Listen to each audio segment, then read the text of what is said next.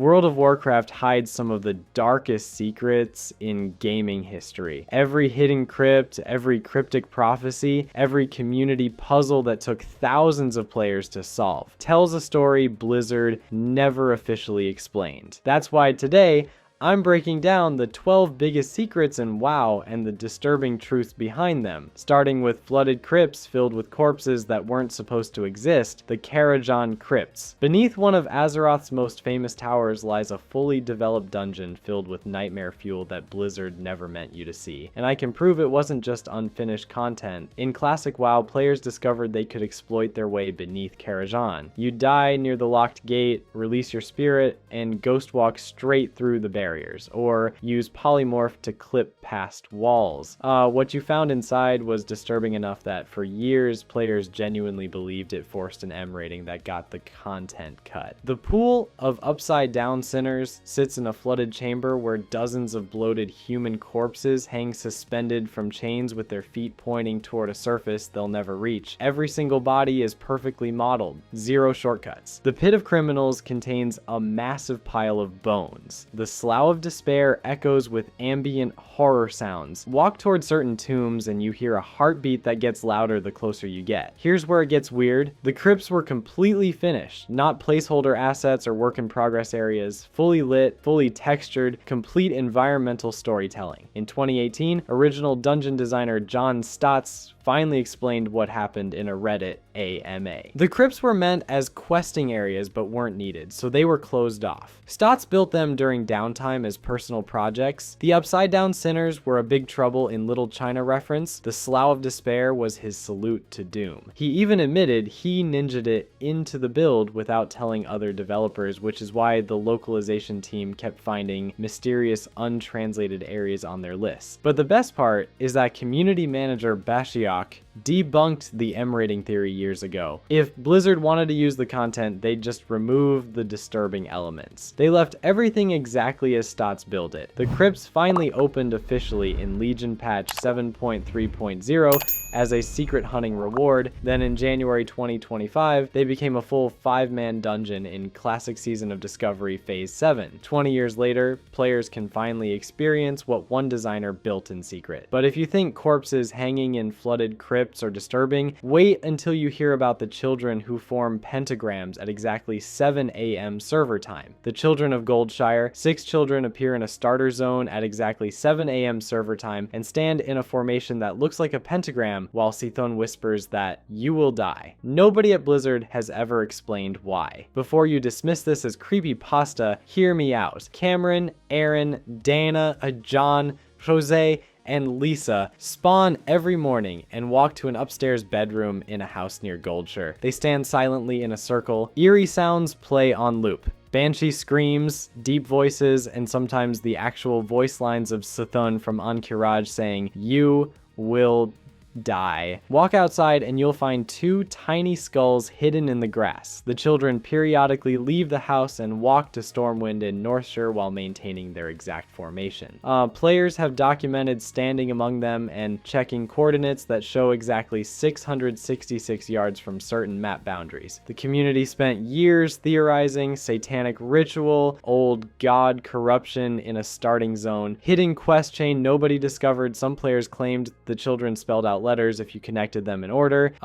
Then original dungeon designer John Stotts casually destroyed every theory. The children are named after Blizzard's dungeon department employees: Aaron Keller, Donna Jan, John Stotts himself, Jose Elo Jr., Cameron Lamprecht, and Lisa Schoner. The pentagram was just a circle centered on Cameron. The spooky sounds were added by the exterior level team as a prank on their dungeon department rivals. They even made Dana's NPC female because the name sounded feminine to them. Here's the thing. That explanation is somehow creepier than any satanic conspiracy. Real employees' names became attached to one of gaming's most famous horror mysteries through community interpretation. Blizzard never corrected it. Never added a quest explaining it, Unite never acknowledged it officially in-game. A developer in-joke about office politics became a legend about demonic children because Blizzard let players believe whatever they wanted. The mystery persists precisely because the mundane truth contradicts everything the presentation suggests. But at least the Goldshire children just stand there. The next secret required you to obtain the rarest weapon in vanilla WoW to unlock an event nobody knew existed, the Ashbringer. The Ashbringer represented WoW's most obsessive community mystery for nearly a decade, an uncorrupted, legendary quality weapon that appeared in game databases and add-on tools but was completely unobtainable, and the hunt for it rewarded players with the best hidden event in WoW history. Players scoured every zone for years like they followed false leads in Nat Pagel's cryptic fishing guide, they analyzed the caverns of time vision showing the weapon's forging, they data mined every patch. In February 2006, Blizzard finally confirmed the truth. The weapon wasn't actually in the game yet,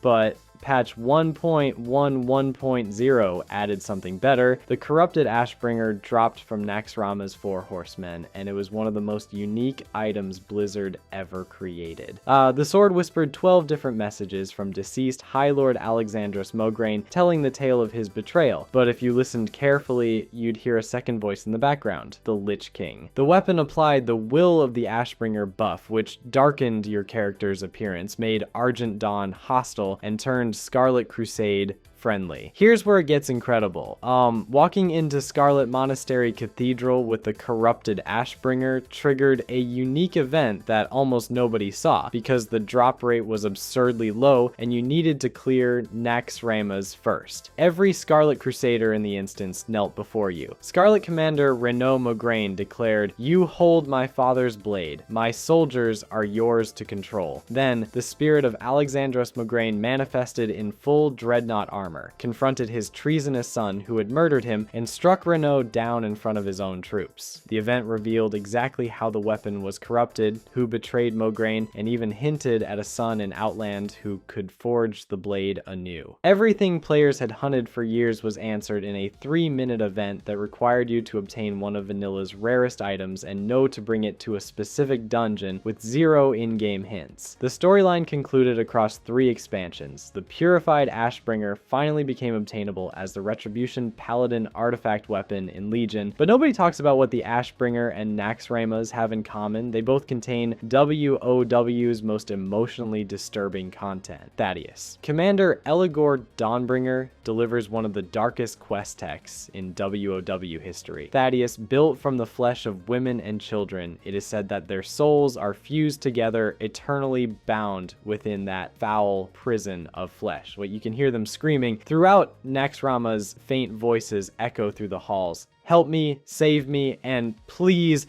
no!" The sounds come from Thaddeus himself, the trapped souls crying out from within the monster. Walk through the construct quarter and the screams get louder. They're not ambient horror sounds added for atmosphere. They're diegetic. The game is telling you that this abomination is literally made from tortured innocents, and you can hear their agony every single second they're trapped inside. The Scourge didn't just kill women and children, they industrialized their torture, they stitched their bodies together into a weapon and bound their souls so they could never escape. Thaddeus exists in perpetual suffering, forced to serve the beings who created him, unable to die, unable to be free. Here's what makes this encounter devastating. When you finally defeat Thaddeus, his deathline is simply quote 6, the screams stop. The souls are finally freed. The fight isn't about defeating a monster, it's about performing a mercy killing of tortured innocents who've been begging you to end their suffering since the moment you entered the zone. Most MMOs would make Thaddeus a mindless enemy. Blizzard made him sympathetic. The audio design is deliberately visceral. These aren't abstract lore descriptions you read in a quest text. You hear children screaming for help while you're clearing trash. The emotional weight builds over the entire wing before you even reach the boss. This represents Scourge's ultimate horror, not just raising the dead as mindless undead, not just creating plague, the industrialized torture of the most vulnerable members of society, weaponized against the living with the victims fully aware and suffering the entire time. The Thaddeus encounter forces players to confront what the Scourge actually does, you're not fighting evil. You're cleaning up after it, and the only victory possible is ending the suffering of people who should never have suffered in the first place. But at least Thaddeus got mercy. The next secret involves prophecies from an old god that keep coming true years after players killed him. Il'gynoth's prophecies. Il'gynoth delivered cryptic whispers in Legion and Battle for Azeroth that players analyzed for years. The disturbing part is how many have come true, predicting expansions that didn't exist when the whispers were recorded. Quote 7, when this whisper appeared in 2016, Anduin was barely relevant to the story. 4 years later in Shadowlands, Anduin was dominated by the jailer and forced to serve him. The prophecy was accurate down to the narrative framing. Quote 8, Magni Bronzebeard was manipulated by Azeroth's whispers throughout the Battle for Azeroth. The diamond reference works on multiple levels. Magni is literally made of diamond after his transformation, and diamonds are traditionally associated with earth and minerals. Her heart is a crater, and we have filled it. Azeroth's wound in Silithus created by Sargeras stabbing the planet. The old gods claim they filled it, and considering the corruption bleeding from that wound, they might be right. Quote 10, the Nathrezim, the Dreadlords, secretly served the jailer and the Force of Death. This was revealed in Shadowlands after years of players assuming Dreadlords served the Burning Legion. The prophecy exposed a retcon before it happened. Here's where it gets weird. Some prophecies remain unfulfilled or debated years later. There, at the hour of her third death, she will usher in our coming. Nobody knows who this reference is. Sylvanas died twice and survived. Ilaria has death-adjacent moments. Some theories suggest Azeroth herself. The identity remains unknown, and that's terrifying because it means the old gods are still playing a long game. Quote 12, candidates include Khadgar, Odin, and Medivh. All have raven symbolism. None have turned any key we know about yet. Quote 13, the Pillars of Creation were 5 artifacts. The World Trees, number 5. Or it could reference something we haven't seen yet. The light has struck a bargain with the enemy of all. This is the most disturbing unfulfilled prophecy. It suggests the light itself, the force of holy magic and paladins, has made a deal with something. The void, the old gods themselves, we don't know. The 2024 whispers about 9 ravens and the golden one claiming a vacant throne remain completely unexplained. Blizzard keeps adding new prophecies while old ones slowly come true. It creates a metagame where every expansion announcement sends players back to analyze whispers from raids they cleared years ago. Il'gynoth was killed in Legion. His prophecies continue coming true in 2025. Either he's not actually dead, or old gods see time differently than we do. Neither option is comforting, but if you want cosmic horror you can carry in your bags, the next secret literally whispers Lovecraftian nightmares every time you use it. The Puzzle Box. The Puzzle Box of Yogg-Saron is an archaeology artifact you can obtain in Cataclysm. You cannot open it, you can only listen, and what it whispers is pure Lovecraftian horror designed to make you question reality. Use the box and it delivers one of 33 unique messages. Each one is specifically crafted to attack your sense of safety, trust, and sanity. It is standing right behind you. Do not move. Do not breathe. The game is literally telling you something is watching you right now. In your safe capital city, have you had the dream again? A black goat with 7 eyes that watches from the outside? This invokes Shub-Niggurath from Lovecraft's Pantheon. The box is asking about dreams you've never had, as if you should remember them. In the sunken city, he lays dreaming. Direct reference to Arlia where Cthulhu waits. The box confirms Warcraft's old gods draw from the same cosmic horror. The tortured spirits of your ancestors cling to you, screaming in silence. Apparently, they are quite numerous. It's not just threatening you, it's mocking you. The casual, you will all be alone in the end. Not a threat, a promise. Everyone you know will die. You will die alone. The old gods will outlast everything. It was your fault. It was your fault. Notice the emphasis. The box is gaslighting you about events that never happened. Or did they? How do you know? In the land of Neolotha, there is only sleep. In the sleeping city of Neolotha walk only mad things. When this whisper appeared in 2010, Neolotha didn't exist anywhere else in the game. 8 years later, it became the battle for Azeroth's final raid. The box was foreshadowing content a decade in advance. Open me! Open me! Open me! Then, only will you know peace. The box is begging you to open it, promising peace. You can't open it. The game won't let you, but the whispers make make you want to try. Here's the thing. Blizzard designed these whispers to mirror intrusive thoughts and paranoid delusions. They attack from psychological angles. The box doesn't threaten your character. It threatens you, the player, sitting at your computer. Many whispers proved prophetic years later. The references to Ny'alotha, the warnings about forces we'd face in future expansions. The box was telling the truth about the future while making you question reality in the present. It's a masterclass in Lovecraftian design. You carry cosmic horror in your inventory. You can use it whenever you want, and every time you do, it reminds you that the old gods see everything, know everything, and are still winning. But at least the puzzle box was designed to be creepy. The next secret was a cat that took the entire community a year to find. Jennifer. Jennifer represented the longest running unsolved secret in World of Warcraft history, a void cat battle pet that stumped the entire secret finding Discord, thousands of dedicated players, and every theory crafter in the community for nearly 12 months. And the person who finally solved it doesn't even play WoW. The puzzle began simply enough. Speak to Amara Lunastar in Ashen Vale about her missing cat, then visit the crazy cat lady's house in Elwyn Forest. It's like kibble on the floor pointed toward Karajan. Players searched every inch of that tower. They tried everything. Fed cats every possible food combination, clicked every object in specific orders, data mined game files for hidden clues. Nothing worked. Months passed. The community was stumped. Blizzard started dropping cryptic hints. 8 months of failure. The secret finding Discord dedicated thousands of hours to this single puzzle. These are players who solve secrets for fun, who coordinate across time zones, who have cracked every hidden mystery Blizzard ever created. They couldn't solve Jennifer. Then in January 2020, a player named Paul figured it out. And Paul doesn't play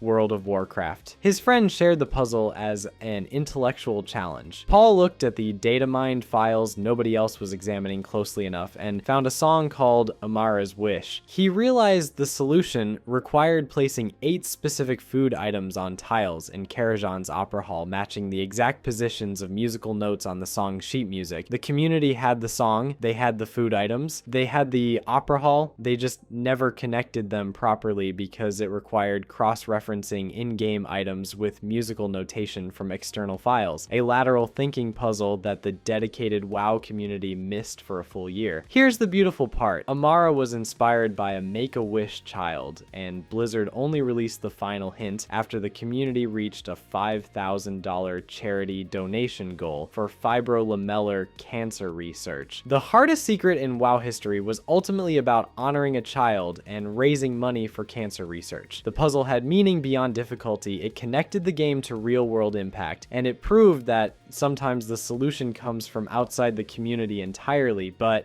if you think a year-long cat puzzle is impressive. The next secret featured a procedurally generated maze that drove players completely insane. The Lucid Nightmare. The Lucid Nightmare mount features one of the most innovative and psychologically disturbing secrets Blizzard ever created. A procedurally generated maze called the Endless Halls that's completely unique to each player based on your character ID. You cannot help your friends, you cannot share a map. You navigate your personal nightmare alone. The journey to reach the maze was elaborate. Find a note in Dalaran sewers, wear a Shadowweave mask to see and communicate with a skull in Ulduar, decode binary in Gnome Regan, where quote 28 needed to be reversed to create the solution. Swap eyeballs between statues in Valshara. Each puzzle was clever and solvable. Then you entered the Endless Halls and everything changed. Identical rooms stretch in every direction. Each room has up to 4 exits. Orbs scattered throughout the maze must be matched with specific runes.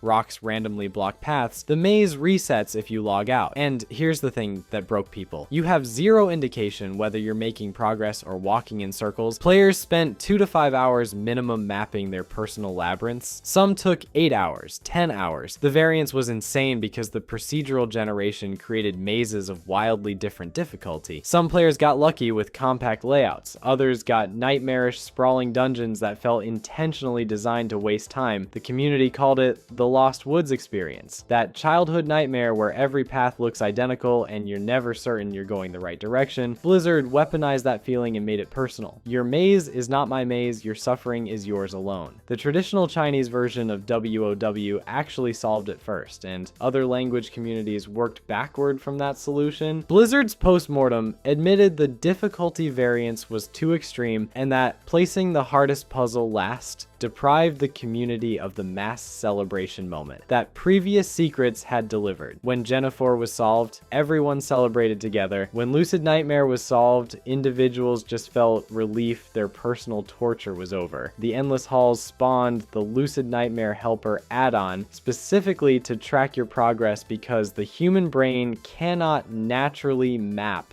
procedurally generated three-dimensional spaces. Players needed computational assistance just to know if they were making progress. Here's what makes this secret horror adjacent. You're completely alone in an environment that looks the same in every direction. Time loses meaning. You question whether you're going insane. The game is gaslighting you about your own sense of direction and progress. It's not jump scares or monster designs. It's existential dread and isolation. Blizzard learned from this. Future secrets balance challenge with community experience. But the Endless Halls remains the closest WOW ever came to creating a genuinely psychological horror experience. And you volunteered for it. But at least the Lucid Nightmare has a solution. The next secret is a paradox that logically cannot be resolved. The infinite dragon flight. Nosdormu, the bronze dragon aspect of time, knows exactly how and when he will die. More disturbing, he knows he will eventually become Murozond, leader of the infinite dragonflight who seeks to destroy history itself. And in Cataclysm, players killed that future version of him. So here's the question that's haunted WOW lore for over a decade. Can you prevent your own corruption if you've already killed your future self? In the End Time dungeon, players traveled to a possible apocalyptic future and confronted Murozond. His dying words confirmed the paradox. You know not what you have done. Yar Amanthul, what I have seen. He wasn't angry. He was devastated. Like, we just made a terrible mistake. Despite witnessing his own death, Nosdormu maintained that becoming Murozond was still inevitable. He'd seen it happen. He knew the corruption would take him. Time, from his perspective, was immutable. Here's where it gets complicated. The Dungeon Journal states the old gods corrupted Nosdormu by exploiting his knowledge of his own death. They used his temporal omniscience against him. Think about that. The old gods didn't corrupt him with promises of power or whispers of madness. They broke him by showing him a future he couldn't change. His own death became the weapon that destroyed him. But Murozond's final words suggest something darker. He claimed he was trying to prevent a true end time worse than the hour of twilight. What if his corruption wasn't madness? What if he saw something so horrifying in the timeline that becoming the villain was the only way to stop it? What if the infinite dragonflight's attempts to alter history were desperate moves to prevent something worse? Dragonflight finally addressed this directly. Chronoloord Deos tried to corrupt proto-dragon Nosdormu into Murozond, but players intervened. Nosdormu expressed hope his fate might not be inevitable after all. The dawn of the infinite mega dungeon explored the timeline where he falls to corruption, but the outcome was left deliberately ambiguous. The paradox remains unresolved. If players killed the future Murozond, how can present Nosdormu still become him? Did we create a divergent timeline? Is fate fixed or mutable in Warcraft's cosmology? Was Murozond actually trying to save reality by breaking it? Every answer creates more questions. Time travel narratives always do, but Nosdormu's curse is that he knows the answer and can't tell anyone. He's trapped in a loop of his own making, watching himself walk toward corruption,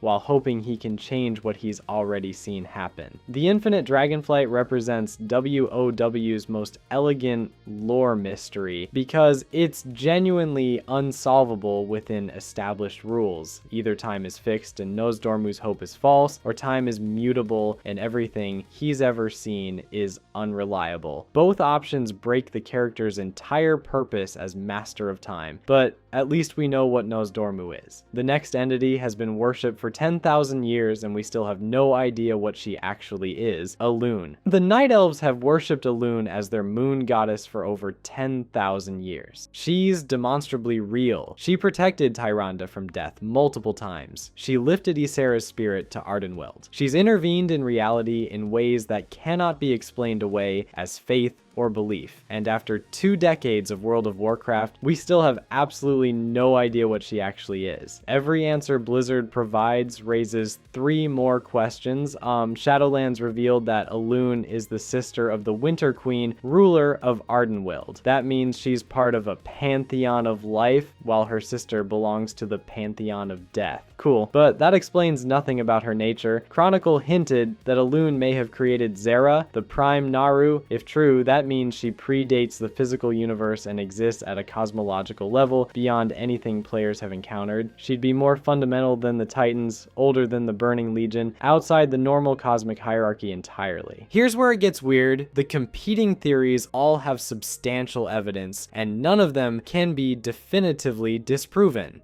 Theory 1, she's a Naru, or connected to the light. Creating the first Naru would explain her holy magic associations and why priests channel her power. Theory 2, she is Azeroth's world soul, the nascent Titan spirit inside the planet. This explains her connection to the Well of Eternity, which formed from Azeroth's lifeblood. Theory 3, she's a First One, the beings who created the entire cosmology. Her relationship to the Winter Queen and other Eternal Realm rulers supports this. Theory 4, she's entirely unique, something outside the established cosmic forces that operates on principles we don't understand yet. The contradictions make every theory problematic. If she's a world soul, why is she a moon goddess? Why would Azeroth's Titan spirit be associated with the moon instead of the planet itself? What is Azeroth's second moon, the Blue Child, and how does it relate to Elune? If she's connected to the light, why does her sister rule a realm of death? If she's a First One, why does she focus specifically on night elves instead of operating at a cosmic scale? And here's the question that haunts every Night Elf player. Where was she during Teldrassil's burning? Thousands of her worshippers died screaming while their world tree burned. She didn't intervene. The Winter Queen later revealed Elune sent those souls to Ardenweld intentionally, but the realm was already dying and couldn't sustain them. Either Elune made a catastrophic miscalculation, or she sacrificed her own people for reasons we still don't understand. Elune represents WoW's most fundamental lore mystery because she's simultaneously the most influential deity in Night Elf culture and the most poorly defined entity in Warcraft cosmology. 20 years of lore have made her more mysterious, not less. But at least Elune stays mysterious through absence. The next secret is about enemies we supposedly killed who might still be manipulating everything. Are the old gods dead? Players have defeated 3 old gods, Cthulhu in Ahn'Qiraj, Yogg-Saron in Ulduar, and N'Zoth in Neolotha. Magni Bronzebeard declared Azeroth, quote, 33 after N'Zoth's destruction. Almost nobody in the community actually believes it. Here's the thing. Established lore states that old gods cannot be killed without catastrophically damaging Azeroth. The Titans learned this lesson when they killed Y'Sharj. Ripping the old god from the planet's surface tore a wound so massive it would have destroyed the world if they hadn't acted immediately. The Well of Eternity formed from Azeroth's bleeding essence just to stabilize the damage. Yet Blizzard's narrative treats Cthulhu, Yogg-Saron, and N'Zoth as definitively dead. We freed 34 of them, we 5 Azeroth. The story moved on. But the evidence suggests something very different is happening. N'Zoth achieved his apparent goal before his death. He invaded players' minds during the horrific vision system and gained what he called, "We span the universe, as countless as the stars." By reading our thoughts and memories, he learned everything we knew about fighting old gods. Then he died. Conveniently, the temporal conflux in Dragonflight shows N'Zoth manipulating time across multiple timelines. A being with that power doesn't just die because we hit him hard enough. Il'gynoth's whispers continue coming true despite his death. His prophecies from Legion are being fulfilled in Dragonflight and beyond. Either he predicted the future with perfect accuracy before dying, or he's not actually gone. Here's what nobody talks about. Cthulhu, Yogg-Saron, and N'Zoth formed an alliance dragons called, quote, 37, despite previously warring against each other for millennia. Old gods don't cooperate, they corrupt and consume. Yet these three coordinated their actions across thousands of years. That suggests a level of long-term planning we haven't begun to understand. Harbinger Skyrus said, "We span the universe, as countless as the stars. The old gods we fought might not even be the real threat. They could be fingers of a hand, pieces of something larger. The void itself, given form and purpose.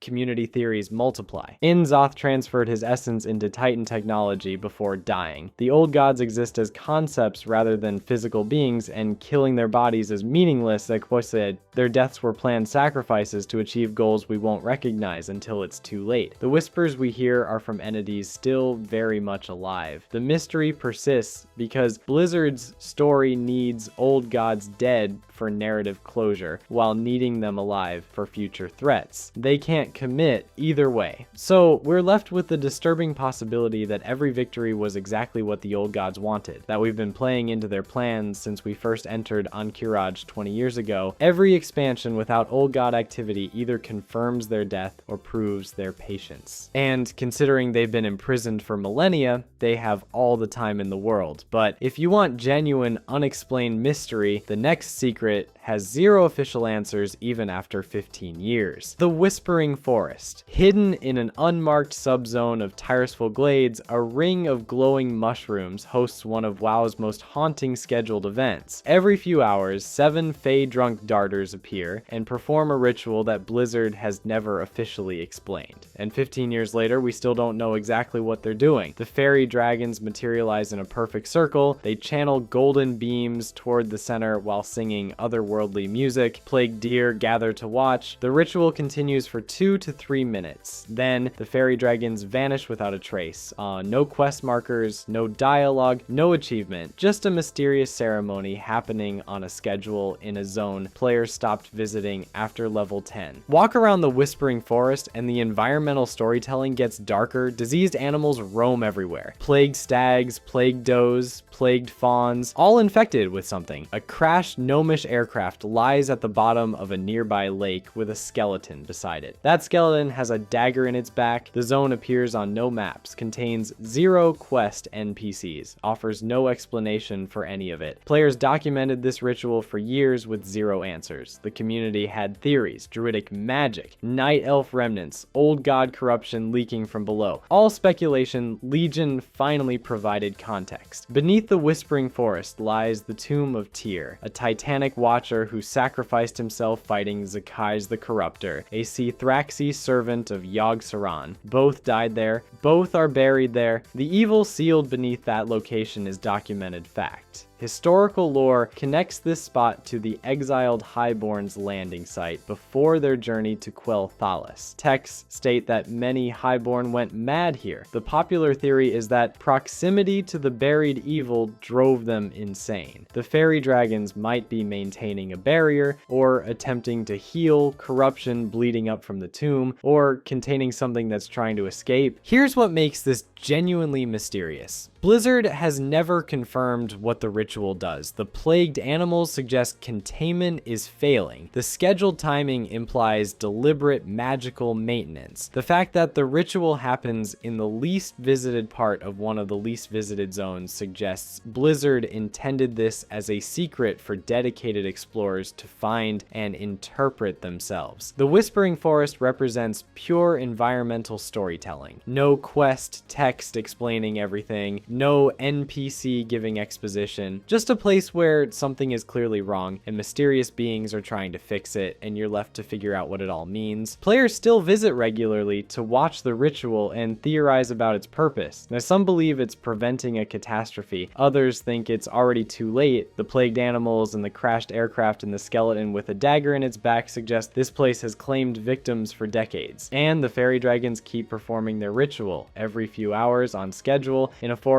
nobody visits, trying to contain something we killed an expansion ago that might not actually be dead. If you enjoyed this video and want to see more, click the video on the screen now.